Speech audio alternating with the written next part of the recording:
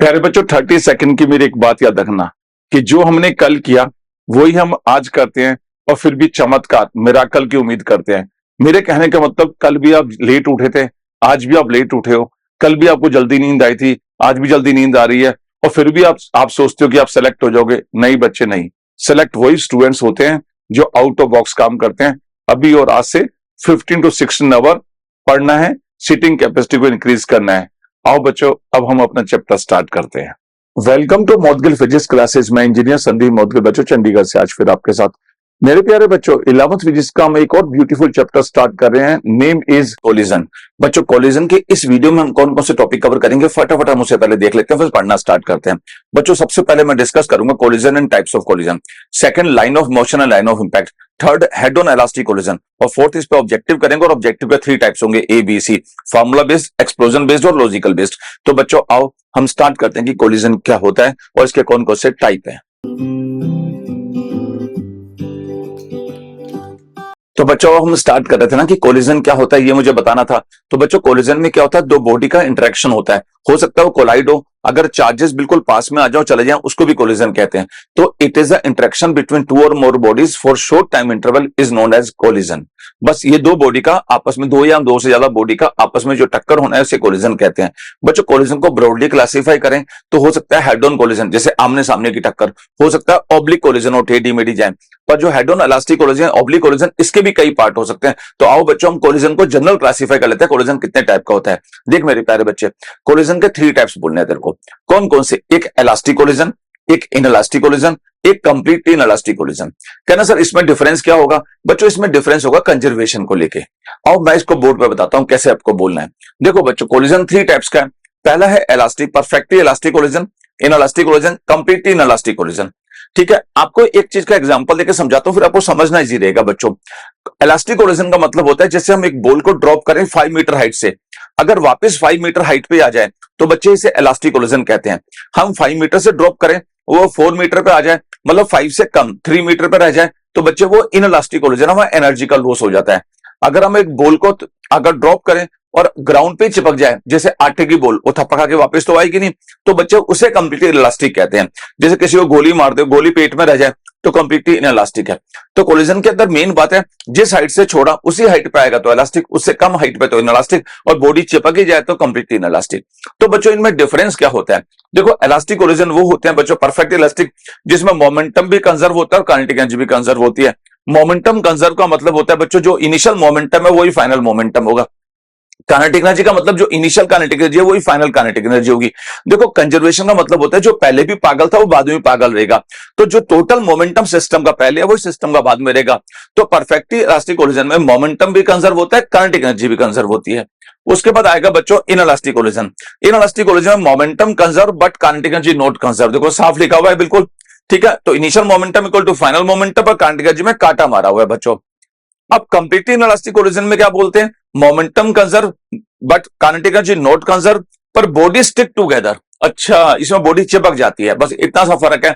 तो बच्चों मुझे लगता है कोलिजन क्लियर हो गया। इलास्टिक, परफेक्टली इलास्टिक, फिर इनइलास्टिक जनरल, फिर कंप्लीट इनइलास्टिक। क्या बच्चों क्लियर? इसे बोर्ड से आप कॉपी करें। बच्चों जो टॉपिक अब हम डिस्कस कर रहे हैं इसका नाम है line of motion and line of impact. बच्चों ये कोलिजन में बहुत ज्यादा काम आता है। इसका मतलब क्या होता है बच्चों? लाइन ऑफ इंपैक्ट वो लाइन होती है जहां इंपल्सिव फोर्सेस एक्ट करते हैं। जैसे कोलिजन होगा तो बच्चों इंपल्सिव फोर्स लगेंगे, तो जिस लाइन पे इंपल्सिव फोर्सेस एक्ट करते हैं उसे लाइन ऑफ इंपैक्ट कहते हैं। तो आप बोलोगे सर इसका पता कैसे करेंगे? तो बच्चों को मैं एक्सप्लेन करता हूं। देखो जैसे U1 U2 नाम की वेलोसिटी से दो बॉडी चल रहा है, ठीक है। जिस लाइन में चल रहा है बच्चों इसको लाइन ऑफ मोशन कहते हैं। जिस भी लाइन पे चलेगा उसको लाइन ऑफ मोशन कहता है। दो ही तो वर्ड बोले मैंने, लाइन ऑफ मोशन और लाइन ऑफ इंपैक्ट। तो ये लाइन ऑफ मोशन हो गया। अब बच्चों जब इनमें कोलिजन होगा तो इनके कोलिजन में जो टेंजेंट बनाएंगे ना, उस टेंजेंट के नॉर्मल जो लाइन होती है उसको लाइन ऑफ इंपैक्ट कहते हैं। इस पर इंपल्सिव फोर्सेस एक्ट करते हैं। क्या ना सर समझ नहीं आई? मैं तुम्हें एक एग्जांपल और देता हूं।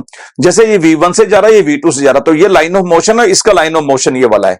दोनों का अपना अपना लाइन ऑफ मोशन दे रखा है। पर जब ये कोलाइड होंगे ऑब्लिकली, देखो साइड से कोलाइड होंगे, तो जहां कोलाइड हुआ वहां टेंजेंट बना दो। टेंजेंट की जो नॉर्मल लाइन होती है बच्चों इसको लाइन ऑफ इंपैक्ट कहते हैं। तो इंपल्सिव फोर्सेस इस लाइन पे लगेंगे, ये चीज इंपॉर्टेंट है। तो बच्चों देखो मैंने स्टेटमेंट क्या लिखा आपके लिए लाइन ऑफ इंपैक्ट के बारे में, it is a line along which impulsive forces act on the body. दूसरा लिखा है it is the normal line to the tangent at that point. क्या बात है यार। तो बच्चों लाइन ऑफ मोशन एक अलग चीज है, लाइन ऑफ इंपैक्ट अलग चीज है। आपको सिर्फ इतना बोलना है जब कोलिजन होता है तो कोलिजन में जो कॉन्टैक्ट सरफेस होती है वहां टेंजेंट बना दो, टेंजेंट के नॉर्मल जो लाइन है उसको लाइन ऑफ इंपैक्ट कहते हैं, वहां सारे इंपल्सिव फोर्सेस एक्ट करते हैं, उस पर हम कंजर्वेशन लगाते हैं। ऐसे समझना बस इस बात को, इतनी सी बात अभी रख लो, फिर आगे काम आएगी तो मैं वो और डिटेल में बताऊंगा। Copy it. प्यारे बच्चे जो टॉपिक अब हम डिस्कस कर रहे हैं इसका नेम है हेड ऑन इलास्टिक कोलिजन। देखो बच्चों मैं आपको बताऊं, अगर हम ब्रॉडली क्लासिफाई करें तो कोलिजन को दो टाइप में कर लेते हैं हम, एक होता है हेड ऑन इलास्टिक कोलिजन और एक होता है ऑब्लिक कोलिजन। इनमें डिफरेंस क्या होता है बच्चों? हेड ऑन इलास्टिक कोलिजन में जो लाइन ऑफ मोशन होता है वो एक ही डायरेक्शन में होता है, मतलब लाइन ऑफ मोशन जो होता है वो एक लाइन में ही होता है। जैसे एग्जांपल है ये बॉल इस बॉल से टक्कर मार रहा है, कोलिजन कर रहा है, तो इनका लाइन ऑफ मोशन एक ही लाइन पे है, क्लियर। जबकि ऑब्लिक में क्या होता है बच्चों, एक बॉल ऊपर से आ रहा है एक बॉल नीचे से आ रहा है, तो इनका लाइन ऑफ मोशन अलग होता है, ठीक है। लाइन ऑफ मोशन अलग होने की वजह से बच्चों ये ऑब्लिकली चले जाते हैं, मतलब किसी एंगल पर जाते हैं आफ्टर कोलिजन। तो हम जो पढ़ रहे हैं उसमें लाइन ऑफ मोशन जो दोनों का एक ही होगा वो वाला स्टडी कर रहे हैं, इसे हेड ऑन इलास्टिक कोलिजन कहते हैं। अब आप मेरे से पूछोगे sir head on elastic collision में आप क्या पढ़ाना चाहते हो? बच्चों सबसे पहले इसमें इंपॉर्टेंट चीज है, इसमें हेड ऑन इलास्टिक कोलिजन में कंजर्वेशन कौन कौन से होते हैं, कौन से कंजर्वेशन के लॉ लगते हैं इसमें, एक तो ये पढ़ेंगे और इसका मास्टर फॉर्मूला याद करेंगे जो ऑब्जेक्टिव में हेल्प करेगा। और मास्टर फॉर्मूला बड़ा से जो याद ही नहीं होता, तो कहना सर पहले बताओ कंजर्वेशन का मतलब क्या है? कंजर्वेशन का मतलब जो बच्चे पहले पागल था वो बाद में पागल रहेगा। कहना सर इसका मतलब क्या है? जैसे मोमेंटम जो पहले था वो मोमेंटम कोलिजन के बाद भी रहेगा, इसे कंजर्वेशन कहते हैं। जैसे ये दो बॉल आपस में स्ट्राइक करेंगे, स्ट्राइक करने के बाद ये U1 V1 V2 से जाएंगी, तो इनका जो कंजर्वेशन मोमेंटम लगाएंगे तो इनिशियल मोमेंटम होता है बच्चों M1 U1 plus M2 U2, after collision M1 V1 plus M2 V2, मतलब बिफोर कोलिजन जो मोमेंटम और आफ्टर कोलिजन जो मोमेंटम है वो सेम होगा, कहना ही चाहते हैं, इसे कंजर्वेशन कहते हैं। कंजर्वेशन ऑफ काइनेटिक एनर्जी लगाओगे तो half M1 U1 square plus half M2 U2 square equal to half M1 V1 square plus half M2 V2 square, ये कंजर्वेशन ऑफ काइनेटिक एनर्जी कहलाता है। तो head on collision, head on elastic collision में बच्चों momentum भी conserve होता है और काइनेटिक एनर्जी भी कंजर्व होती है। कहना सर इसका मतलब बिफोर कोलिजन जो मोमेंटम है दोनों बॉल का और बिफोर कोलिजन दोनों बॉल का काइनेटिक एनर्जी है, आफ्टर कोलिजन भी दोनों का सम करोगे सेम आएगा, इसका मतलब ये होता है।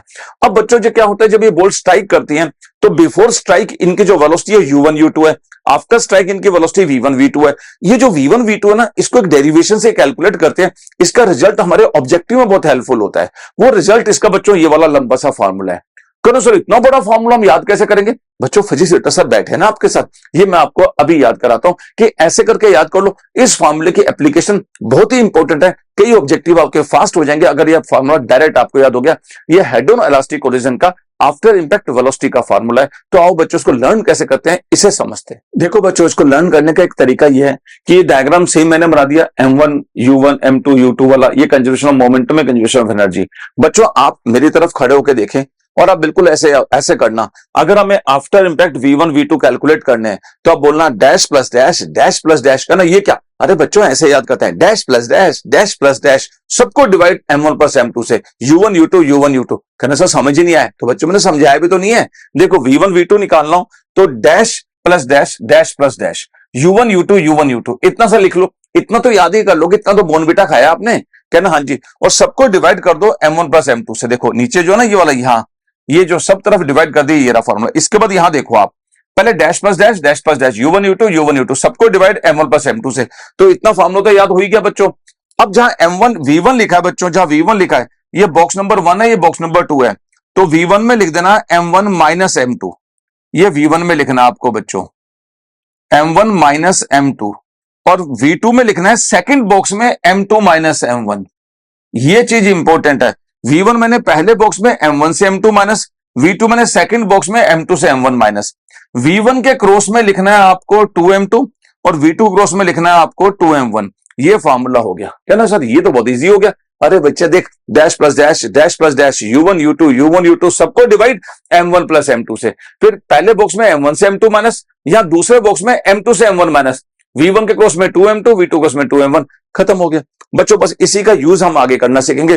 तो अब आपको क्या बातें याद करनी है? 3 बातें याद करनी है।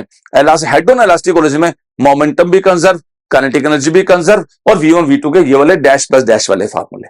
क्या बच्चों मेरी बात क्लियर हुई? कॉपी। प्यारे बच्चों देखो, हेड ऑन इलास्टिक कोलिजन में ये जो फॉर्मूला मैंने लिखा है इसका यूज कैसे करते हैं वो इसे समझते हैं।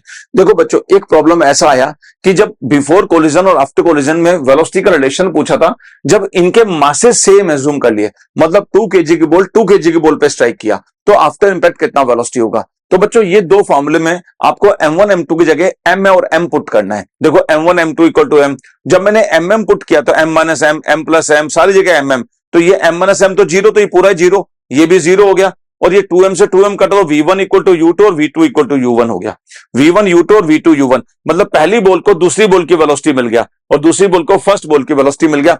तो सेम मास के बॉल जब आपस में स्ट्राइक करते हैं तो बच्चों वेलोसिटी एक्सचेंज हो जाती है, इस बात को याद रखना। अगर आपको समझने तो मैं तो तरीका बताता हूं। ये first ball 4 metre per second से जा रहा है, इसने स्ट्राइक किया 2 मीटर पर सेकंड वाली बॉल को, तो खुद अपनी स्पीड 2 बना लेगा, इसकी 4 कर देगा। देखो 2 और 4 आपस में इंपैक्ट होने के बाद इसको इंटरचेंज कहते हैं। तो बच्चों याद कर लो, सेम मास की बॉल में वेलोसिटी इंटरचेंज होती है। तुम्हें एक बात बताऊं, ये बॉल रेस्ट में, ये बॉल आके मारती है 2 मीटर पर सेकंड से, तो आफ्टर इंपैक्ट ये रेस्ट में हो जाएगी और ये 2 मीटर पर सेकंड से चल देगी। बस याद रखना, वेलोसिटी एक्सचेंज होती है। ये बहुत अच्छा, अगर आपको डैश प्लस डैश का फॉर्मूला याद है तो इसलिए जल्दी से कर पाए आप इसे, कॉपी इट।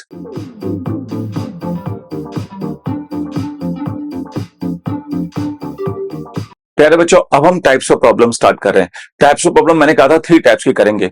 सबसे पहले formula based, second explosion based और थर्ड लॉजिकल बेस्ड। मेरी बात सुनो बच्चों, फार्मूला बेस्ड में जो डैश प्लस डैश का फॉर्मूला है ना, इसको आप याद रखना। देखो 3 ही बातें हैं। अगर हेड ऑन इलास्टिक कोलिजन है तो मोमेंटम भी कंजर्व होगा, करंट एनर्जी भी कंजर्व होगी। उसके बाद ये जो फॉर्मूले v1 v2 के आफ्टर कोलिजन जो वेलोसिटीज होती है, ये दो फॉर्मूले आप अपनी keep it in upper pocket, इनका यूज करते हुए बच्चों ऑब्जेक्टिव करेंगे। तो आओ बच्चों, हेड ऑन इलास्टिक कोलिजन में फॉर्मूला बेस्ड का हम फर्स्ट प्रॉब्लम देखते हैं।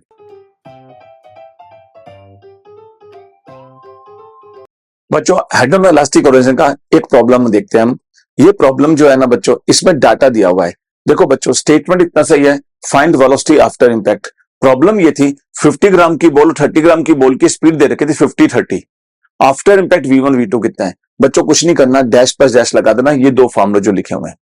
इसमें सिर्फ m1 को 50 और m2 को 30 रखना, और u1 को बच्चों 50 और u2 को 30 रख दो। ये मैंने वैल्यू पुट कर दी इसमें, तो बच्चों ये दोनों आंसर आ गए। एक 35 आ गया आपके पास और एक आपके पास 55 आ गया। दैट्स ऑल, बस इतना से तो पढ़ना था इसके अंदर। क्या बच्चों क्लियर हुई मेरी बात? कॉपी। आओ मेरे प्यारे बच्चों, हेड ऑन इलास्टिक कोलिजन का सेकंड प्रॉब्लम देखते हैं। बच्चों जो सेकंड प्रॉब्लम है ना, इसमें फॉर्मूले तो यही लगेंगे, पर इसमें गड़बड़ क्या वो देखिए आप बच्चों। इसमें पूछा फाइंड वेलोसिटी आफ्टर इंपैक्ट ना, इसमें u1 u2 आपस में अपोजिट है। मतलब ये 2 kg 1 kg, ये 3 मीटर पर सेकंड, ये 4 मीटर पर सेकंड अपोजिट है। आफ्टर इंपैक्ट इनकी वेलोसिटी v1 v2 निकालनी है। हो सकता है कि अपने जो एज्यूम किया वो गलत है, जो गलत किया वो नेगेटिव में आ जाएगी। आपको कुछ नहीं करना बच्चों, ये डैश पर डैश के जो फॉर्मूले ना, इसमें m1 को तो 2 kg और m2 को 1 kg पुट करें, पर ध्यान रखना u1 को 3 और u2 को -4 पुट करें। ये -4 रीजन क्या कि हमने इधर जाने की डायरेक्शन पॉजिटिव मानी है, तो बच्चों इसके आने की डायरेक्शन नेगेटिव माननी पड़ेगी। बस इतना सा डिफरेंस है। तो बच्चों ये -4 वाली गलती मत करना, आंसर 1 मिनट में आपका आएगा। क्या बच्चों मेरी बात क्लियर हुई? जब बॉल आपस में अपोजिट जाएगी तो एक वेलोसिटी को नेगेटिव रखना है, ऐसी गलती नहीं करना। Copy it.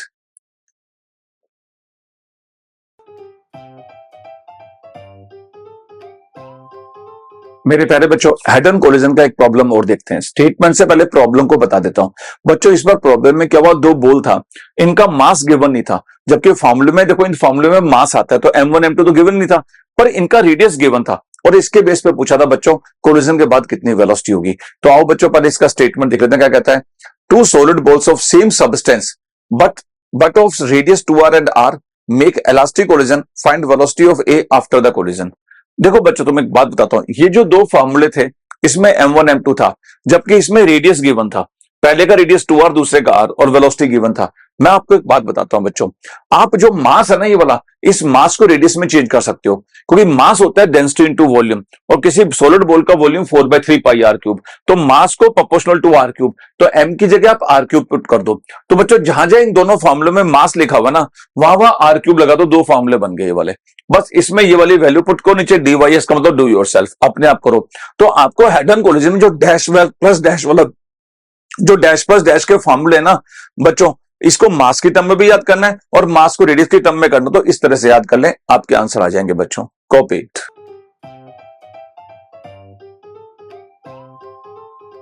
और प्यारे बच्चों, हेड ऑन इलास्टिक कोलिजन का एक प्रॉब्लम और देखते हैं। बच्चों स्टेटमेंट से पहले मैं प्रॉब्लम को एक्सप्लेन करता हूं, क्योंकि इसमें फ्रिक्शन भी काउंट किया गया, इसलिए प्रॉब्लम थोड़ा सा अच्छा हो गया। वो कहता है एक एम मास का बॉल था, इसका 5 मीटर पर सेकंड था। वो एक स्टेशनरी बॉल बी से स्ट्राइक करता है, और बी से स्ट्राइक करके बच्चों बी चलना स्टार्ट करता है। तो जब बी रुक जाएगा तो पूछा ए और बी के ए और बी बॉल के बीच में कितना डिस्टेंस हो जाएगा। मैं आपको एक बात बताता हूं बच्चों, बेसिकली यहाँ फ्रिक्शन भी दिया हुआ है, कोएफिशिएंट ऑफ फ्रिक्शन 0.25। इसकी वजह से प्रॉब्लम है। अगर ये फ्रिक्शन का कोएफिशिएंट नहीं होता तो जो स्पीड 5 मीटर है वो इसको मिल जाती पूरी, पर अब इसको फाइनल स्पीड नहीं मिलेगी।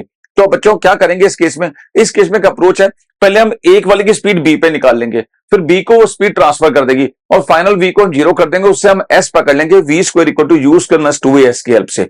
अभी मैं अप्रोच भी बता रहा हूं, पहले हम स्टेटमेंट लिख लेते हैं। इसका क्या कहता है? वो ये कहता है a small ball of mass m moves with velocity 5 metre per second towards an another ball of same mass m place at a distance 2 metre on a rough horizontal surface. Coefficient of friction दे रखा था उसने। Collision between the two balls is elastic है। The separation between the balls when both of them when come to rest is okay. अब बच्चों मेरी बातों पे ध्यान देना, आप क्या होने वाला है इसके अंदर। इसकी एक अप्रोच बना लो। पहले हम क्या अप्रोच बनाते हैं? अप्रोच ये लिख लेते हैं, पहले find the velocity at B. हम बी पे वेलोसिटी निकालेंगे, बॉल ए की बी पे वेलोसिटी निकाल लेंगे। और कैसे निकालेंगे? V square equal to U square minus 2as का फॉर्मूला लगा के। उसके बाद क्या होगा बच्चों, जो इसकी फाइनल वेलोसिटी होगी वो इस वाले को जो वेलोसिटी मिलेगी वो इसकी इनिशियल हो जाएगी बीसी सेक्शन की। इनिशियल वेलोसिटी में पता लग जाएगी, फाइनल वेलोसिटी अपने पास 0 ही है बच्चों। तो उसका V square equal to U square minus 2s वापस यूज करेंगे, आंसर आ जाएगा।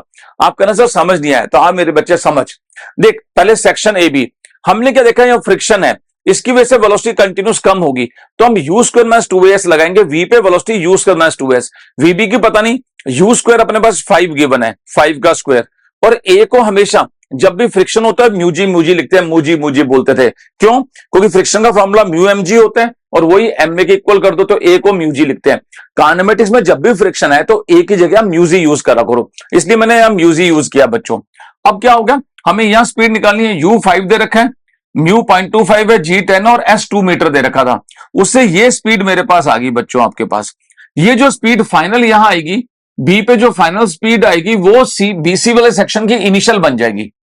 तो इसकी फाइनल तो 0 है, तो वापस वही फॉर्मूला लगाया, फाइनल वी 0, इसकी इनिशियल √15 का स्क्वायर माइनस 2 ए की जगह म्यूजी लगा दो। हमें ये वाला एस निकालना है, तो अगर हमें ये वाला एस निकालना है तो एस इक्वल टू √15 हट जाएगा, रूट हट जाएगा 15 अपॉन 2 म्यूजी, उसे 3 मीटर आंसर आ जाएगा। तो बच्चों सिंपल सी बात है, पहले ए वाले बॉल की बी पोजीशन पे स्पीड निकालो, वो स्पीड बी को ट्रांसफर होगी, ए वहीं रुक जाएगा। बी को जब वो ट्रांसफर हो जाएगी तो बी चलेगा, बिकॉज ऑफ फ्रिक्शन वो बी सी पे जाकर रुक जाएगा, तो फाइनल वी 0। और दोनों में काइनेमेटिक्स की ये इक्वेशन लगाना होगा आपको, इससे आपका आंसर बनेगा। क्लियर बच्चों? Copy it.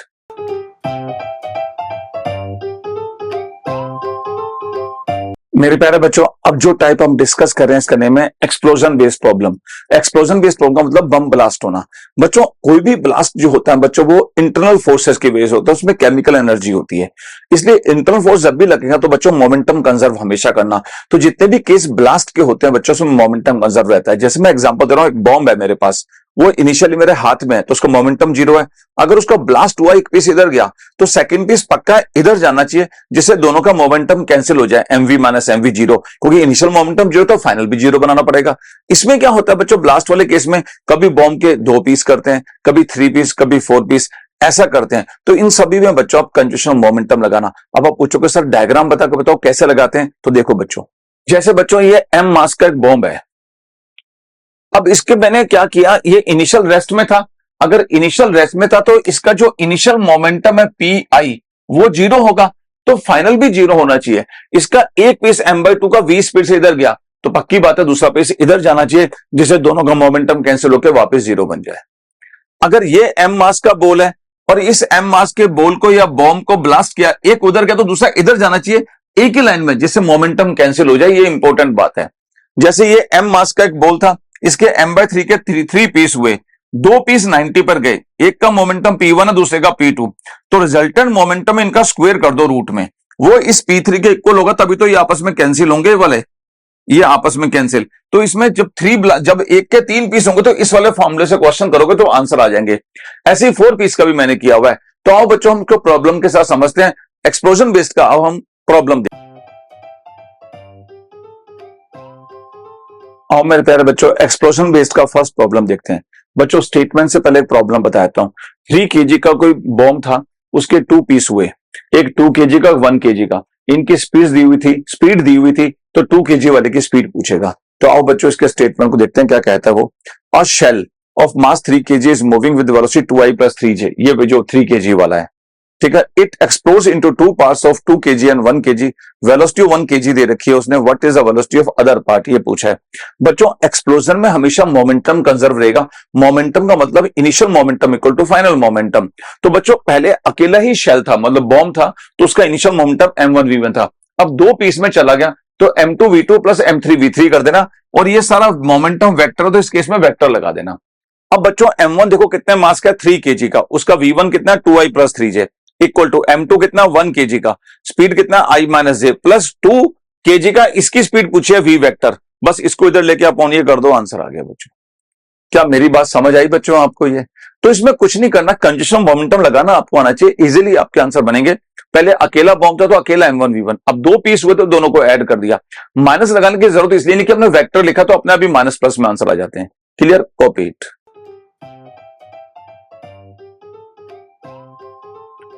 आओ प्यारे बच्चों एक्सप्लोजन का एक प्रॉब्लम और करते हैं। बच्चों स्टेटमेंट से पहले प्रॉब्लम को तो हमेशा की तरह एक्सप्लेन करनी पड़ेगी। इस वक्त भी बच्चों एक बॉम्ब था जो रेस्ट में था, इस बार उसके 3 पीसेस हुए, 2 पीस आपस में 90 डिग्री पर गए, एक P1 मोमेंटम से, एक P2 मोमेंटम से।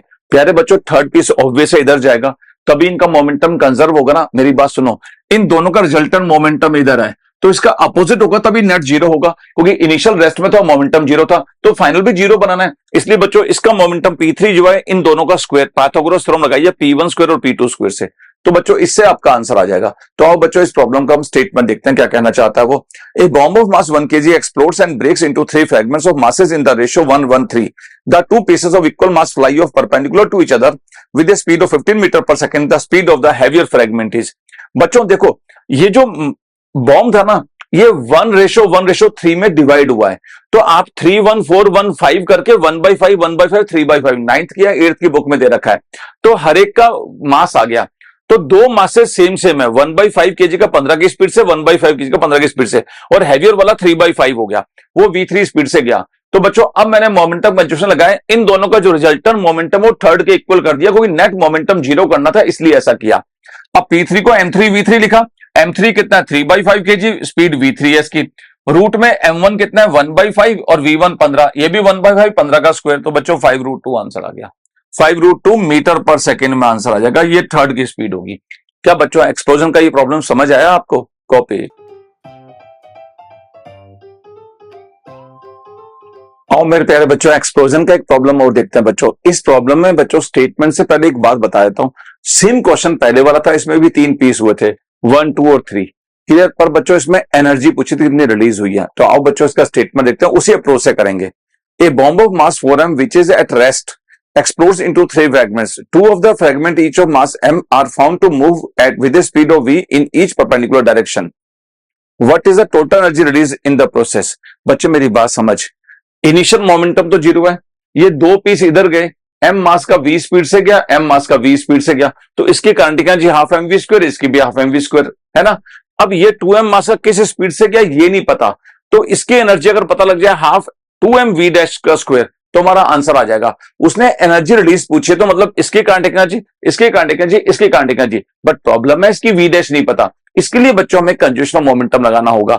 इन दोनों का जो रिजल्टेंट मोमेंटम होगा ये वाला बीच में होगा, उसका अपोजिट P3 होगा, तो P3 हो गया P1 स्क्वायर और P2 स्क्वायर का स्क्वायर। P3 में आएगा 2m मास और v dash velocity, 2m v dash, root में P1 मैंने m1 mv का स्क्वायर और वो भी mv का स्क्वायर, तो v डैश अपने पास आ गया बच्चों। ये थर्ड वाले की वेलोसिटी आ गई। अब इसकी क्वांटिटी हाफ mv स्क्वायर, इसकी हाफ mv स्क्वायर, इसका हाफ m की जगह बच्चों यहां लिखना है आपको 2m, ये 2m और v डैश की जगह v/√2 का स्क्वायर, बेसिकली ये हाफ और ब्रैकेट में 2m v डैश का स्क्वायर है बच्चों ये, तो v डैश की जगह v/√2 पुट किया, तो बच्चों ये आपका आंसर आ जाएगा। क्या बच्चों मेरी बात समझ आई है आपको? ये कॉपी इट। और मेरे प्यारे बच्चों एक्सप्लोजन बेस्ड का एक प्रॉब्लम और करके देखते हैं। बच्चों प्रॉब्लम के स्टेटमेंट से पहले प्रॉब्लम को तो हमेशा की तरह एक्सप्लेन करना ही पड़ेगा। बच्चों इस केस में जो बॉम्ब ब्लास्ट किया ना, उसके 4 पीस कर दिए। हाँ, हम 3 पीस की जगह 4 पीस, एडवांस स्टडी कर ली उन्होंने। तो बच्चों क्या हुआ कि इसमें एक पीस एक्स एक्सेस पे गया, एक वाई पे, एक जेड पे, फोर्थ पता नहीं कहां गया। अब वो कह रहा है कि ऐसे केस में टोटल कितनी एनर्जी रिलीज हुई ये पूछा है। एक पीस की एनर्जी दे रखी है half M V nought square equal to E nought, तो बाकी सारे पीसेस मिला के उसको ऐड करना है। तो आओ बच्चों इसका स्टेटमेंट देखते हैं क्या कहता है। वो कहता है stationary bomb explodes into 4 identical fragments such that the 3 of them fly off mutually perpendicular to each other, मतलब I J K, each with same kinetic energy E nought, the energy of explosion will be. देख मेरे प्यारे बच्चे, momentum तो conserve है, initially bomb rest में, तो initially P momentum 4 piece है तो P1 P2 P3 P4 लिख दे। इनिशियल मोमेंटम रेस्ट में तो 0, और एक गया एक्स एक्सिस पे, एक वाई पे, एक जेड पे, क्योंकि म्यूचुअली परपेंडिकुलर तो हमेशा आई जे के पे ही होता है, इसलिए बच्चों मैंने आई जे के लिखा है। और फोर्थ वाला कहां गया पता नहीं, तो उसको P4 लिख के छोड़ दिया अपन ने ऐसे ही। अब बच्चों जरा नोट करो, P4 इक्वल टू, ये तीनों कचरा इधर ले जाओ, तो minus M V nought common I plus J plus K. P4 का जो मास है वो इक्वल है, तो एम वी वेक्टर कर दिया, और ये एम से एम उड़ गया तो वी वेक्टर ये आ गया। मोड निकाला तो क्या हुआ, इनके कोफिशिएंट का स्क्वायर कर दिया, तो फोर्थ वाले की स्पीड ये आ गई आपके पास। अब बच्चों 3 पीसेस तो दे रखे वी नोट से गए थे, और फोर्थ की स्पीड ये रही, तो 3 में half M V nought square into 3, I J और के वाले की काइनेटिक एनर्जी, एक की इतनी 3 की इतनी, प्लस हाफ एम, और फोर्थ वाले की स्पीड ये रही। ये वी वेक्टर को या √3 वी नोट डाल दिया, तो 3 एम वी नोट स्क्वायर आ गया, और एम वी नोट स्क्वायर खुद 2 ई नोट होता है, वो यहां डाला तो 6 ई नोट आंसर हो गया। तो बच्चों आपको करना क्या है, जब 4 पीस होते हैं ना, तो P equal to P1 plus P2 plus P3 plus P4 कर दो, 5 तो प्लस P5 कर दो, शुरू में रेस्ट हो तो 0 कर दो, बाकी सारा ये लिखा हुआ है, इससे V पकड़ो, इसमें पुट करो, मजे से आंसर आएगा। क्या बच्चों मेरी बात क्लियर हुई? ये था 4 पीस का कॉन्सेप्ट, कॉपी इट। और प्यारे बच्चे कोलिजन का एक प्रॉब्लम और देखते हैं बच्चों। ये प्रॉब्लम के स्टेटमेंट से प्रॉब्लम को बताना तो जरूरी था।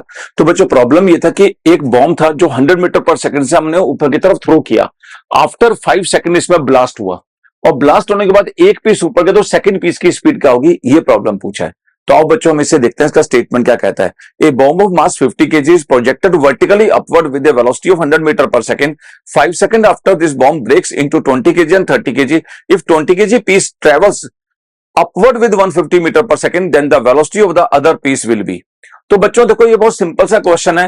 पहले 5 सेकंड बाद इसकी वेलोसिटी निकालो बॉम्ब की, u माइनस जी टी से। v इक्वल टू u 100 है इनिशियल स्पीड, g 9.8 और t 5 सेकंड बाद, तो ये स्पीड आ गई 51। तो जब इसका ब्लास्ट हुआ तब इसकी स्पीड 51 थी, तो हम कंजूशन मोमेंटम में इसको अप्लाई कर पाएंगे। ठीक है बच्चों, तो इनिशियल मोमेंटम कितना होगा इस वक्त after 5 second, m into V, mass 50 kg और स्पीड 51 है, तो ये इसका इनिशियल मोमेंटम है आपके पास, ये इनिशियल मोमेंटम है। अब इनिशियल मोमेंटम अगर इतना, तो फाइनल मोमेंटम ब्लास्ट होने के बाद भी इतना ही होना चाहिए। तो फाइनल मोमेंटम में 2 पीस है, एक 20 kg का, 30 का। तो बच्चों एक की स्पीड 150 दे रखी है और सेकंड की स्पीड पूछी है, दोनों को ऐड कर दिया बेसिकली। ये आपके पास जो आया ना, ये बेसिकली m1v1 से आया, और ये जो लिखा है वो m2v2, और ये आपने लिखा है m3v3। इससे लिखा तो P इनिशियल और फाइनल को सेम कर दिया, जब इक्वल किया तो बच्चों ये स्पीड आ जाएगी। तो मतलब अगर एक ऊपर जाएगा दूसरा उस स्पीड से, दूसरी स्पीड -15 से नीचे आएगा। क्या बच्चों समझ में आई? तो इसमें कुछ भी नहीं किया, थोड़ा सा गड़बड़ किया, बॉम्ब को पहले ऊपर भेजा, तो बच्चों वहां की स्पीड निकालनी पड़ेगी काइनेमेटिक्स से, u माइनस जी टी से। उस जगह फिर ब्लास्ट हुआ तो सिंपल फॉर्मूला लग जाएगा मोमेंटम कंजर्वेशन का, है ना, कॉपी। बच्चों कोलिजन का एक प्रॉब्लम बहुत अच्छा है जो एक्सप्लोजन बेस्ड है, पर ये प्रोजेक्टेबल बेस्ड है। स्टेटमेंट से पहले प्रॉब्लम को एक्सप्लेन कर देता हूं। एक बॉम्ब चला प्रोजेक्टाइल मोशन में, जब हाईएस्ट पोजीशन पर आया तो बच्चों उसके 2 पीस हो गए, एक पीस रिट्रेस कर गया अपने पाथ को, तो सेकंड पीस की स्पीड क्या होगा ये आपसे पूछा है। ये इसका स्टेटमेंट लिखा हुआ है बच्चों। और मैं आपको एक्सप्लेन करता हूं। देखो बच्चों प्रोजेक्टाइल जो होता है ना, उसके हाईएस्ट पॉइंट पे सिर्फ हॉरिजॉन्टल वेलोसिटी होती है, वर्टिकल 0 होती है। ये मैं प्रोजेक्टाइल में पढ़ा चुका था। तो हाईएस्ट पॉइंट पे वेलोसिटी कितनी होती है बच्चों, तो बोलोगे u cos थीटा। अब वेलोसिटी जो हाईएस्ट पॉइंट पे होती है, जो पाथ जिस इसके क्या वो 2 पीस हुए, एक पीस ने रिट्रेस किया, इसलिए मैंने यहां माइनस u cos थीटा लिखा है। तो जो वापस पीस आएगा उसकी speed minus u cos theta लिख के आनी है। अब मोमेंटम कंजर्वेशन लगा दो, P initial equal to P final. Initial पूरा बॉम्ब था इसलिए m mass speed u cos theta, क्योंकि हाईएस्ट पे ब्लास्ट हुआ था। उसमें से 2m/3 मास जो स्टेटमेंट में दिया हुआ है, 2m/3 मास रिट्रेस कर गया, तो m1v1 लगा दिया, mv equal to m1v1 plus m2v2 minus u cos theta, और एक m/3 कहां गया पता नहीं, v2, तो v2 की स्पीड बच्चों 5u cos थीटा आ जाएगी। आपको करना क्या है, पहले हाईएस्ट पॉइंट पे वेलोसिटी लिखनी है u cos थीटा, m मास का m into u cos theta. अब 2m/3 वापिस आया तो उसको माइनस u cos थीटा लिख देंगे आप, बस यहां ये चीज का चेंज हुआ। थर्ड का पता ही नहीं, सेकंड पीस का पता नहीं, उसको यहां से v2 निकाल देंगे। क्लियर बच्चों, कॉपी इट। आओ मेरे प्यारे बच्चों, एक प्रॉब्लम नोट करते हैं जो प्रोजेक्टर पर बेस्ड है। इस बार बच्चों स्टेटमेंट से पहले प्रॉब्लम तो पहले बताना ही पड़ेगा मुझे। वो कहता है कि एक कोई भी बॉम्ब हमने हमने क्या प्रोजेक्ट किया 60 डिग्री के एंगल पे। जब वो हाईएस्ट पॉइंट पर था तो बच्चों उस बॉम्ब के 3 पीसेस हुए। 2 पीसेस की इंफॉर्मेशन गिवन थी 1 और 2 की, और 3 किस स्पीड से अब जाएगा और कहां जाएगा ये उसने पूछा था। तो आओ बच्चों इस प्रॉब्लम का हम स्टेटमेंट देखते हैं कि स्टेटमेंट में कहना क्या चाहता है वो कहता है a cannon ball is fired with a velocity of 200 metre per second at an angle of 60 degree with the horizontal at the highest point of its flight it explodes into 3 equal fragments, one going vertically upward with a velocity of 100 meter per second, the second one falling vertically downward with a velocity of 100 meter per second, the third fragment will be moving with a velocity of। अच्छा बच्चों एक चीज बताता हूं आपको बहुत बढ़िया। आपको क्या करना है, हाईएस्ट पॉइंट पे सिर्फ एक ही वेलोसिटी होती है जिसे हम कहते हैं यू cos थीटा। ये हम पहले से ही जानते हैं, थीटा यहां 60 का है। तो बच्चों हाईएस्ट पॉइंट पर उसकी वेलोसिटी दे रखी थी उसने कितनी, 100 मीटर पर सेकंड। ये उसने उस बॉल की वेलोसिटी दे रखी है। तो यहां जो मोमेंटम इनिशियल होगा वो होगा 3m मास, क्योंकि m नहीं आएगा यहां, ये mv लिखा ना m-v, तो m- की जगह 3m, क्योंकि बॉल 3m मास की है। और उसका आई कैप दे रखा, तो कोस थीटा वगैरह की जरूरत नहीं है, 100 आई कैप लिख देना। m1 v1 या m-v लिखा है, m- को 3m और इधर जा रहा है तो 100 आई कैप इक्वल टू, एक बॉल ऊपर गई m से, किससे, 100 जे से। तो देखो बच्चों ये तो होता है आई कैप, ये आपके पास जे कैप, और नीचे होता है माइनस जे कैप।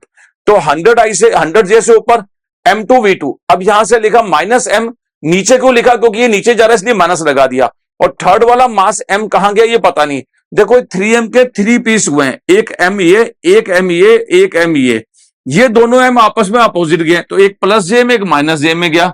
थर्ड वाले का पता नहीं कहां गया, तो ये तो उड़ गया बच्चों इसमें, m से m भी उड़ गया, तो v आ गया 100 इंटू 3 300 आई कैप। और जिधर ये जा रहा है इसका मोमेंटम इनिशियल अगर इधर 500 है तो इधर ही 500 होना चाहिए। तो इसका मतलब पहले मोमेंटम कितना है इसका, देखो 3 इंटू 100 300, और कट के भी कितना आ रहा है 300 आई कैप। तो आंसर ये आएगा बच्चों, velocity 300 metre per second horizontal direction. मेरी बात सुन ले यार, ये जब बम ब्लास्ट होगा ना ये दो तो कैंसिल हो जाएंगे, और ये बॉल तेज चलेगी, फास्ट जाएगी। रीजन क्या है कि 3m मास का मोमेंटम 300 है, अब मास तो m ही रह गया, तो वेलोसिटी बढ़ा लेगी अपनी से 300 बन जाए उसका अपना, ये करना चाहता हूं, इसलिए इसकी स्पीड 300 हो जाएगी। तो इट्स गुड क्वेश्चन बच्चों, copy it. My dear students, collision में एक अल्फा डीके को लेकर भी एक प्रॉब्लम आता है। बच्चों अल्फा डीके में प्रॉब्लम में दो बातें आपको याद रखनी है, एक अल्फा पार्टिकल क्या होता है और एक कंजक्शन मोमेंटम कैसे लगता है। तो मैं स्टेटमेंट से पहले प्रॉब्लम को एक्सप्लेन कर देता हूं।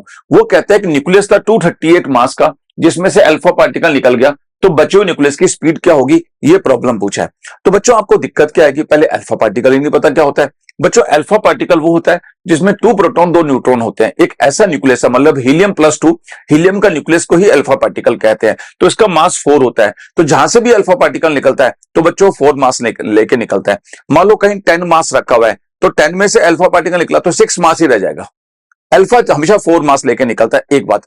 और कंजक्शन मोमेंटम क्या होता है कि सर जो पहले पागल था वो बाद में पागल रहेगा, जो मोमेंटम इनिशियल है वो मोमेंटम बाद में रहेगा।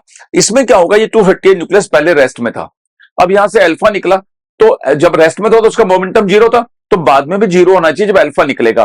पर अल्फा के पास तो स्पीड है तो मोमेंटम भी होगा, तो ऑब्वियस है कि जो बचा हुआ न्यूक्लियस होगा इसका 234 वो उल्टा चलेगा, जिससे नेट मोमेंटम 0 बन जाए। कोई कंजक्शन मोमेंटम पर बेस्ड है बच्चों ये कॉन्सेप्ट। तो आओ बच्चों इस प्रॉब्लम का हम स्टेटमेंट देखते हैं क्या कहता है। वो कहता है a U238 nucleus decays by emitting an alpha particle of speed v meter per second. The recoil speed of the residual nucleus is। अच्छा, रिकॉइल स्पीड का मतलब अल्फा निकलने के बाद जो पीछे धक्का लगा। तो बच्चों देखो इस प्रॉब्लम को कैसे करेंगे। पहले तो ये अल्फा निकला, ठीक है, अल्फा अपने साथ कितना पार्टिकल लेके निकला, ये अल्फा 4 मास लेके निकला, तो बचा हुआ 234 इधर v से जाएगा। ये अल्फा पार्टिकल रेसिडुअल न्यूक्लियस है। Initial momentum equal to final momentum होगा, तो इनिशियल मोमेंटम तो ये रेस्ट में था ये, तो 0, और फाइनल मोमेंटम इसका 4v और इस वाले का प्लस 234v, तो v अपने आप में नेगेटिव रिप्रेजेंट कर रहा है कि ये उसका उल्टा जाएगा, अगर अल्फा इधर तो वो उधर जाएगा। ये है बच्चों, ये क्वेश्चन बहुत ज्यादा आता है, आपको बस याद करना, अगर आपने पहले से माइनस यहां लगा दिया तो मतलब पहले तो कोई बात नहीं, आंसर प्लस में हमने डायरेक्शन पहले शो कर रखी है, इससे फर्क नहीं पड़ता। बस ये आपको पता होना चाहिए कि जिधर अल्फा जाएगा उसका अपोजिट 234 जाएगा। क्लियर बच्चों, कॉपी।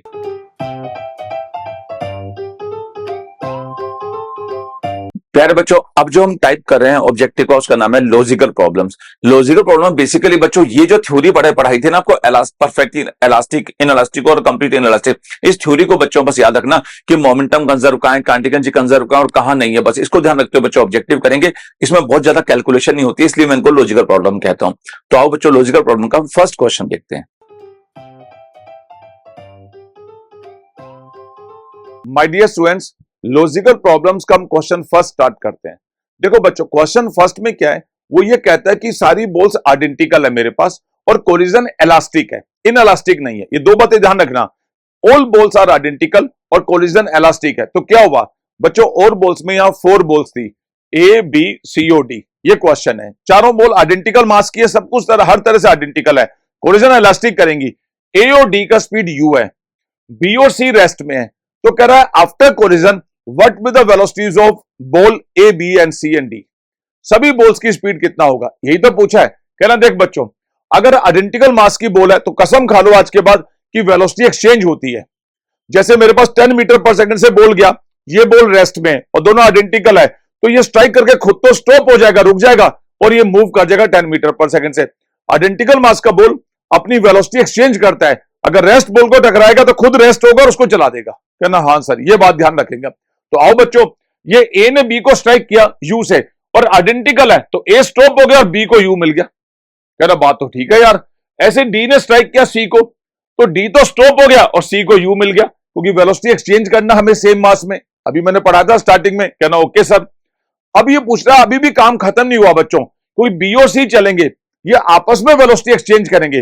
देख मेरी बात सुन यार, बी की स्पीड इधर 2 है और इसकी 3 है इधर, तो बी वाला सी को इधर 2 दे देगा और ये वाला इसको इधर 3 दे देगा, मतलब वेलोसिटी एक्सचेंज कर लेगा, क्योंकि सी की जो इधर डायरेक्शन है वो बी को मिल जाएगी इधर, और बी की जो यू है उसको उधर यू मिल जाएगी, क्योंकि आइडेंटिकल मास का बोल है तो वेलोसिटी एक्सचेंज होगा। तो सी का जो डायरेक्शन है वो बी ले लेगा और जो बी का डायरेक्शन है वो सी ले लेगा बच्चों, इसलिए बी और सी इस तरफ चलेंगे। हाँ अब देखो बच्चों, जब ये चलेंगे तो सी ए और डी जो रेस्ट में थे वो भी आइडेंटिकल मास के, तो सी डी को स्ट्राइक करेगा, उसको चला देगा, खुद रुक जाएगा, तो डी का यू हो जाएगा। बी ए का स्ट्राइक करेगा तो बी रुक जाएगा और ए को यू से चला देगा, तो जिस स्पीड से ए और डी आएंगे उसी स्पीड से ए और डी वापस चले जाएंगे। तो बच्चों 4 बॉल्स में क्या हुआ, 2 बॉल्स आई, सेम स्पीड से स्ट्राइक हुआ और वापस सेम स्पीड से ऐसे चली जाएंगी। ये था बच्चों इस प्रॉब्लम का आंसर। लॉजिकल प्रॉब्लम का बच्चों ये क्वेश्चन फर्स्ट था, कॉपी इट। बच्चों प्रॉब्लम सेकंड क्या पूछा है उसने, कि मेरे पास 3 आइडेंटिकल बॉल्स हैं, कोलिजन इलास्टिक है, ये क्लियर रखना, आइडेंटिकल बॉल्स कोलिजन इलास्टिक। कहना फाइन सर। 1 बॉल जो है बच्चों वो v स्पीड से चलता है, 1 नंबर का बॉल, वो 2 और 3 का जो बॉल रेस्ट में है, ये बॉल रेस्ट में है, इनको स्ट्राइक करता है। जब इनको स्ट्राइक करेगा तो what will be the final velocities of balls 1, 2 and 3। देखो बच्चों, अगर कोलिजन इलास्टिक है तो मोमेंटम भी कंजर्व होगा और काइनेटिक एनर्जी भी कंजर्व होगा, इस बात को ध्यान रख के चलना। और जनरली ऐसी प्रॉब्लम आप काइनेटिक एनर्जी चेक कर लो तो ज्यादा अच्छा लगेगा आपको। कहना सर कैसे, देखो बच्चों, initial kinetic energy of all the 3 balls वो आपके पास होगा हाफ mv², इसका नाम है के इनिशियल। अगर यही एनर्जी यहां फाइनल में मिल जाए तो कोलिजन इलास्टिक को जस्टिफाई करता है। तो हम चेक करके देखते हैं बच्चों। पहले में 1 रुक गया, इसने बोला 2 और 3 v/2 से चला, तो 2 और 3 का जो मास है m और m 2m हो गया। तो हम फर्स्ट केस में, ये है बच्चों फर्स्ट केस, सेकंड, थर्ड और फोर्थ केस, हम इन फर्स्ट करते हैं। फर्स्ट में काइनेटिक एनर्जी फाइनल निकालते हैं, हाफ ये m और m 2m, और ये हो गया बच्चों v/2 का स्क्वायर। तो बच्चों क्या हुआ, देखो यहां 2 से 2 तो गया और ये बन गया 4/mv²। तो बच्चों इनिशियल फाइनल सेम नहीं हुआ, तो kinetic energy not equal to kinetic energy final, ये सेम ही नहीं हुआ, इसलिए बच्चों ये आंसर तो नहीं है। तो आपको ऐसे ईच केस में चेक करना होगा, जैसे हाफ 3m v/3 का स्क्वायर, ये भी 1/2 mv² नहीं बन रहा, ऐसे ये भी नहीं बन रहा बच्चों, ये भी 1, 2 और 3। केवल इस केस में देखो ये बॉल रेस्ट में सेकंड में, अब आप देखें इन सेकंड में ये दोनों रेस्ट में, तो थर्ड वाले का कितना काइनेटिक एनर्जी फाइनल आएगा, तो आप बोलोगे हाफ mv²। तो बच्चों देखो ये फाइनल और ये इनिशियल सेम है, इसलिए बच्चों second is the correct answer, ये करेक्ट आंसर होगा बच्चों इसका। रीजन क्या दोगे इसके पीछे आप, रीजन इसके पीछे ये होगा बच्चों कि इलास्टिक कोलिजन में काइनेटिक एनर्जी कंजर्व होनी चाहिए। तो इसमें इस वाले का काइनेटिक एनर्जी और इस सेकंड केस का काइनेटिक एनर्जी सेम आ रहा है, इसका मतलब second is the correct answer. उसने पूछा था which option is correct for elastic collision, ये तो पूछा है। क्लियर बच्चों, कॉपी इट। देखो डियर स्टूडेंट्स, प्रॉब्लम थर्ड क्या बोलता है? प्रॉब्लम थर्ड ये कहता है कि ये सारी बॉल आइडेंटिकल है।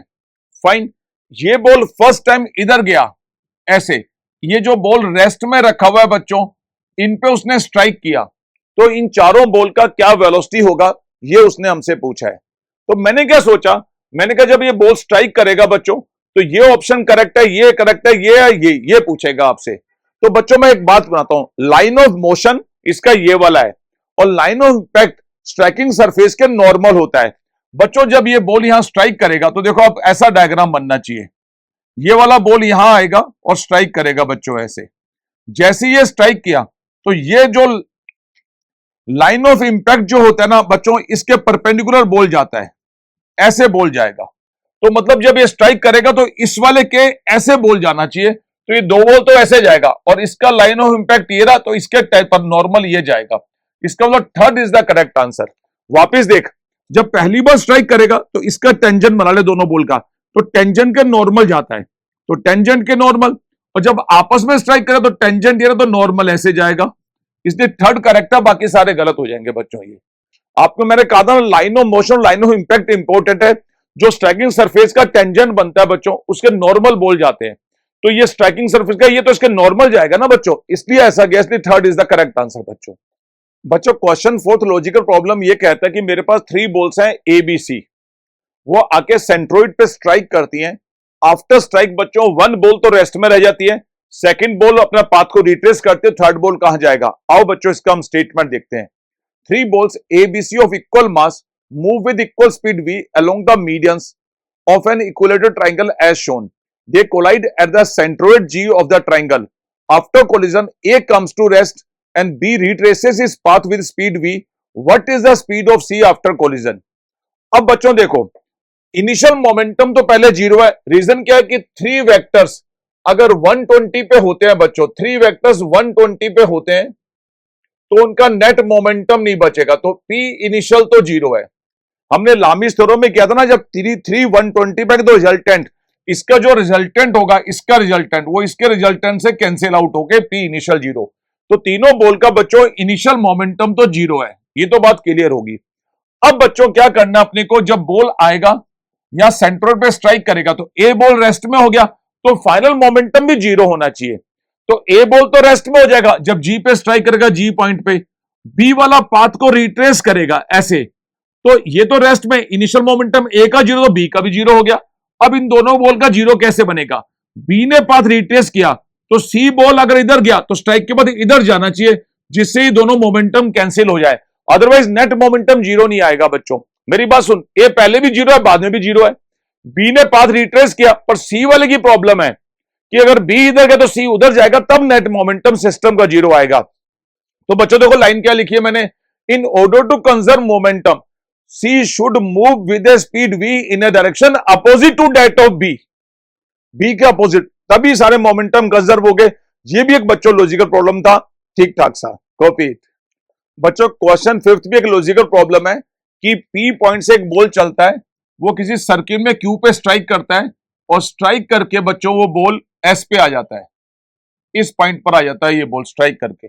इसके बारे में क्वेश्चन पूछा, पहले स्टेटमेंट देखिए बच्चों।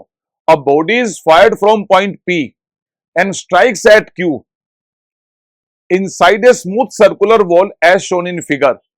It rebounds to point S diametrically opposite to P. Then option देखो, E equal to 0, E equal to 1, kinetic energy conserve और E equal to 1/2। ये ऑप्शन दिए हुए हैं बच्चों।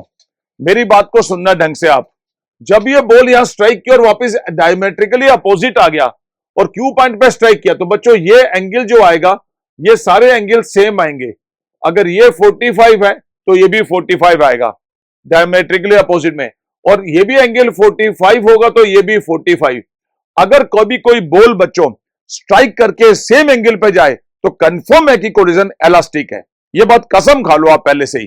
कहना सर ये आगे जाके इन इलास्टिक में मैं इसको आपको स्टडी भी कराऊंगा, जैसे मैंने बॉल को ऐसे थ्रो किया, 30 डिग्री पे गया और 30 पे चला जाए तो कोलिजन इलास्टिक है, ये फिक्स है। तो बच्चों जिस जगह ये स्ट्राइक किया और डायमेट्रिकली अपोजिट है और ये बिल्कुल सेंटर में है, तो दोनों एंगल सेम होंगे। एंगल सेम तो कोलिजन इलास्टिक, इलास्टिक कोलिजन है बच्चों, तो कांटिंग एनर्जी भी कंजर्व होगी। और कोएफिशिएंट ऑफ रेस्टिट्यूशन जो हम आगे जाके पढ़ेंगे ई, वो इलास्टिक के लिए 1 होता है। इसलिए बच्चों ये मल्टीपल आंसर है, इसके 2 आंसर आएंगे। आप बोलोगे ई इक्वल टू 1 और कांटिंग एनर्जी कंजर्व, ये इसका आंसर था बच्चों। माय डियर स्टूडेंट्स, अगर ये वीडियो आपको अच्छा लगा और इस तरह के आप और वीडियो देखना चाहते हैं तो इसके लिए 2 वे हैं बच्चों। 2 वे बताने से पहले मैं 2 पॉइंट आपसे डिस्कस करना चाहता हूं। मेरा फर्स्ट पॉइंट ये बच्चों, इन वीडियोस में आपके कंटेंट से कंप्रोमाइज नहीं किया गया है। इन वीडियो को कॉपी करने में आपको टाइम जरूर लगेगा, पर इससे बच्चों आपके बेस नोट इतने अच्छे बन जाएंगे कि आप किसी भी कॉम्पिटिशन में इजिली सक्सेस हो जाएंगे। आप कभी मत सोचना इसमें टाइम बहुत लगता है बच्चों, आउट ऑफ बॉक्स काम करोगे, ज्यादा टाइम लगाओगे तभी सक्सेस मिलती है। इसलिए वीडियो से आप अपने बेस नोट बनाइए और वो अल्टीमेट बेस नोट होंगे क्योंकि ऑर्गेनाइज्ड वे में बनाए गए वीडियोस हैं।